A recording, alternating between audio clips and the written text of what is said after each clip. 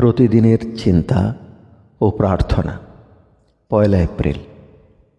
দিনের প্রধান চিন্তা, ব্রহ্মজ্ঞান মানুষের সকল দুর্বলতা, যন্ত্রণা এবং সংশয় নাশ করে।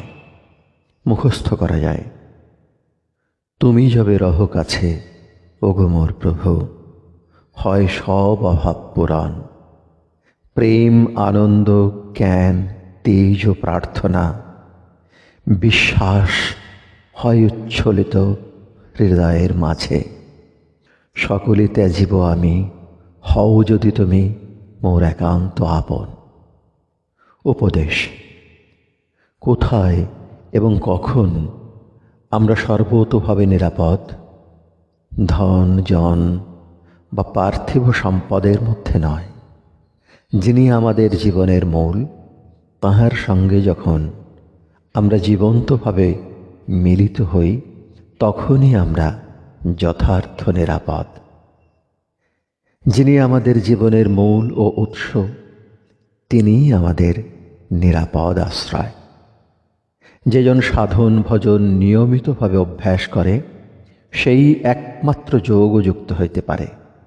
প্রজ্ঞাশক্তির বলেই আমাদের জীবন, হৃদয়, মন, এমনকি আমাদের হস্ত পদ সম্পূর্ণরূপে পরিবর্তিত হয়।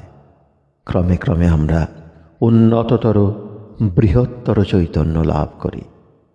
এখন শুধু দেখি অনন্তের বিকাশ মাঝে মাঝে, এখানে সেখানে। তাই আমাদের প্রধান কাজ ইহার সঙ্গে যোগ স্থাপন। প্রার্থনা। হে প্রভু, তোমার অনন্ত সত্তাকে আমায় জানিতে দাও।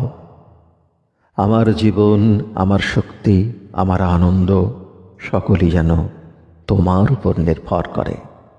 সংশয় ও অজ্ঞানতা হইতে আমার মনকে মুক্ত করো। তোমার ভালোবাসা যে কি কোমল, এবং তুমি যে আমায় নিরন্তর রক্ষা করিতেছ, এই চেতনা যেন আমার দিন দিন পরিস্ফুট হয়। চিরকাল যেন আমি তোমাকেই খুঁজি এবং সকল কাজে তোমারই উপর নির্ভর করি। তোমার দিব্য সত্তার মধ্যেই যেন আমি শান্তি খুঁজিয়া পাই।